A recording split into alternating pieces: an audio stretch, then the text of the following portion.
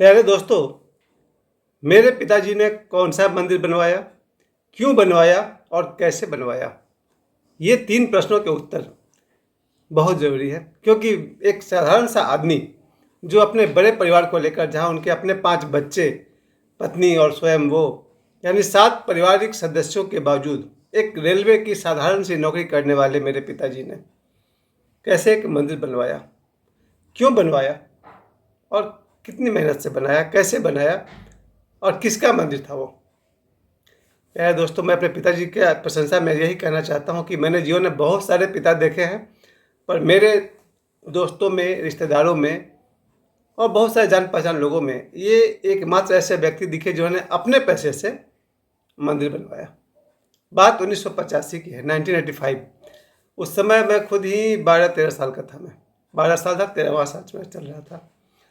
और उस समय तक मेरी माताजी और मेरे पिताजी दोनों के मन में ये प्लान था कि जो मेरा गांव छपरा में है, छपरा के मोतहा गांव में जो मंदिर है भगवान श्री राम का, बजरंगबली का, शिव जी का, उस मंदिर के, हनुमान जी के मंदिर के ठीक पीछे मेरे परदादा की समाधि है, यानी पिताजी के दादाजी की समाधि है, जो 1936 तक वहाँ के एक सिद्ध संत हुआ करते थे, फलाहारी बाबा।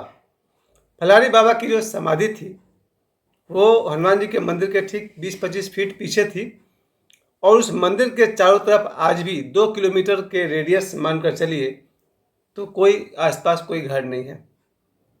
उस बियाबान जंगल में रहकर मेरे दादाजी ने तपस्या किया था और बहुत सारे सिद्धियों को प्राप्त किया था। जैसे आप नाम सुनते हैं ना, बाबा बागेश्वर का, सन्यासी बाबा का, उस समय फलाहारी बाबा का नाम 1936 से आज तक चलता रहा। अभी एक सप्ताह पहले विवाह पंचमी अवसर आया था, भगवान श्री राम का और माता सीता का विवाह पंचमी, बहुत बड़ा यज्ञ हुआ था, जिसमें हर साल लोग दूर दूर से उस यज्ञ में सम्मिलित होने जाते हैं।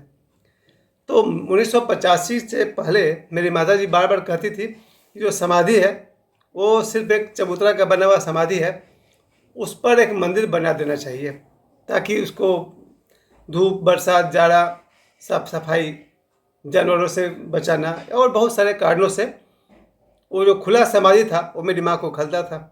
कि मेरी माँ कहती थी कि यहाँ पर एक मंदिर बना देना चाहिए समाधि के चारों तरफ, यानी कि समाधि के ऊपर एक मंदिर बनना चाहिए फलाहारी बाबा का।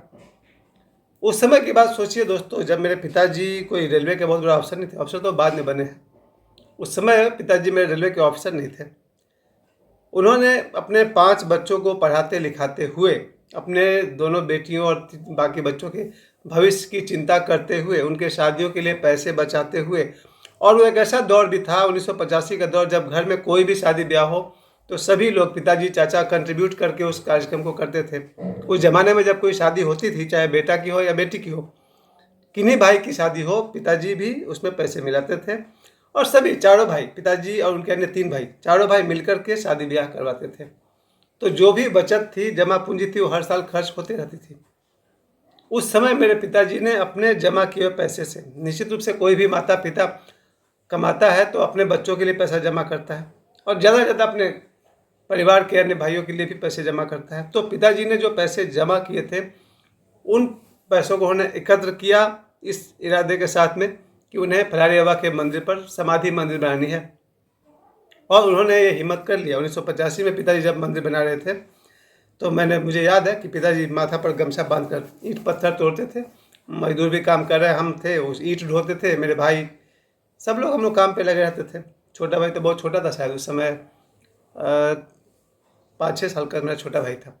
सब लोग काम पर लगे हुए, परिवार के सभी लोग, खानदान के सभी लोग, पिताजी के पैसे और पूरे खानदान का, गांव के लोगों का मेहनत, श्रम, मंदिर बन ही रहा था कि एक सप्ताह भी काम अभी नहीं चला था कि उसी रात हमारे घर में चोरी हो गई। मैं मोथा, छपरा जिला, गांव की बात कर रहा हूँ।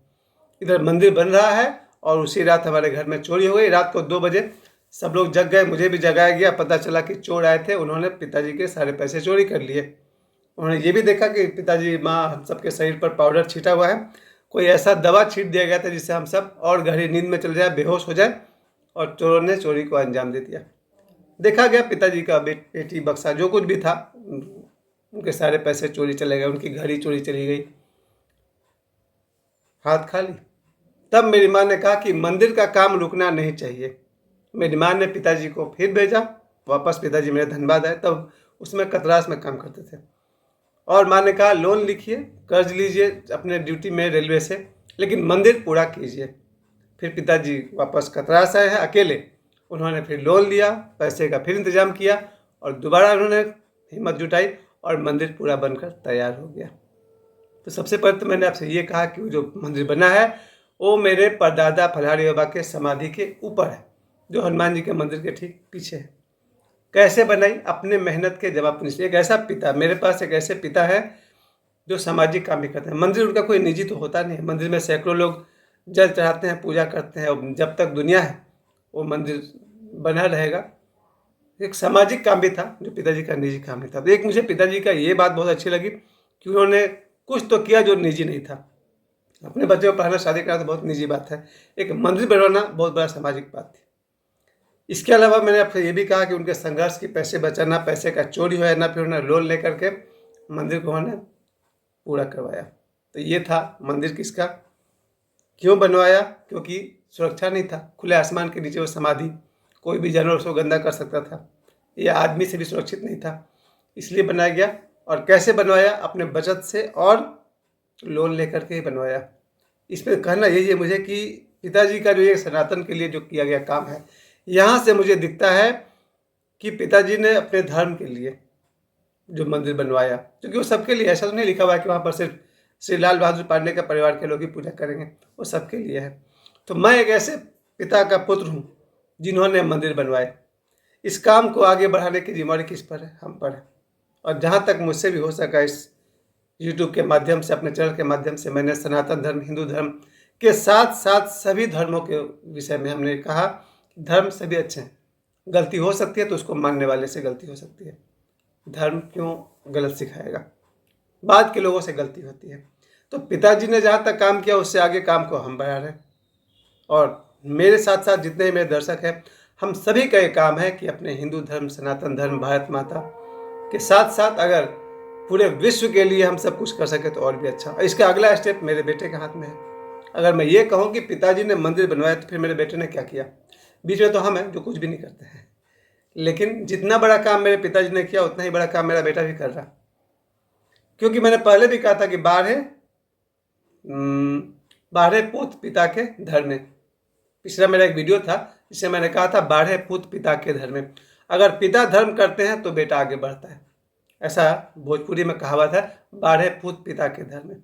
पिताजी ने धर्म किया तो उनके आशीर्वाद से आज हम लोग जहाँ कहीं भी हैं, ईश्वर के आशीर्वाद से, माता पिता के आशीर्वाद से आज यहाँ तक है। और इससे भी 2 कदम आगे हमारे बच्चे बढ़ें, ऐसी कामना करता हूँ। क्योंकि जो मेरे बेटे में पिताजी की क्वालिटी है कि उन्होंने मंदिर बनवाया, मेरे बेटे की क्वालिटी ये है कि जहाँ लोग बूढ़े बूढ़ी की बात सुनना पसंद नहीं करते हैं, क्योंकि सबको अपनी जवानी की गर्मी होती है, वहाँ मेरा बेटा मेरे पिताजी की सेवा करता है।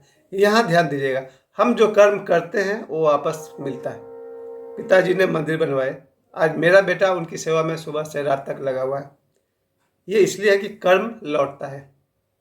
मंदिर बनना जितना बड़ा पुण्य का काम है, उतना ही बड़ा पुण्य है अपने बूढ़े माता पिता, बूढ़े दादा दादी का सेवा करना। और जिस लेवल तक मेरा बेटा सेवा करता है वो हमसे नहीं होने वाला है। आप समझ गया मैं क्या कह रहा हूँ? एक बूढ़े व्यक्ति की सेवा करने में, कंप्लीट सर्विस, पूरी तरह से सेवा करने में मैं अक्षम हूँ, मैं सक्षम नहीं हूँ। मेरा बेटा करता है, मैं नहीं कर पाता हूँ। तो एक तरफ मेरे पिताजी ने मंदिर बनाया, मेरे बेटे ने उस मंदिर बनाने वाले की सेवा का बीड़ा उठाया। और मैंने, जहाँ तक मेरी जानकारी है, मुझे याद आ रहा है मेरे पिताजी उस ज़माने में उन्होंने जन्म लिया जब महात्मा गांधी, नेहरू जी और सुभाष चंद्र बोस, इन सब के युग में मेरे पिताजी का जन्म हुआ। जब देश में क्रांति का माहौल था तब मेरे पिताजी का जन्म हुआ 1944 में।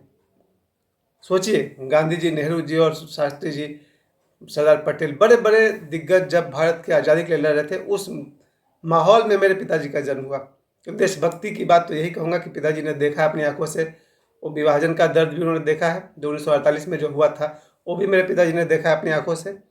उस हवा में पले बढ़े हैं। आगे जाकर मेरे पिताजी ने मुझे 1981 के आसपास बिहार के मुख्यमंत्री जगन्नाथ मिश्रा जी के सामने खड़ा कर दिया था। वो दिन भी मुझे याद है। पिताजी ने ही मुझे बताया था कर्पूरी ठाकुर क्या है, जगजीवन राम जी क्या है, लोकनायक जयप्रकाश नारायण जी, यानी पिताजी की जो जानकारी थी, उन्होंने बचपन से हम लोग को दिन भर पॉलिटिकल नॉलेज, उसमें तो आचार्य विनोबा भावे, इंदिरा जी, सब कोई थी।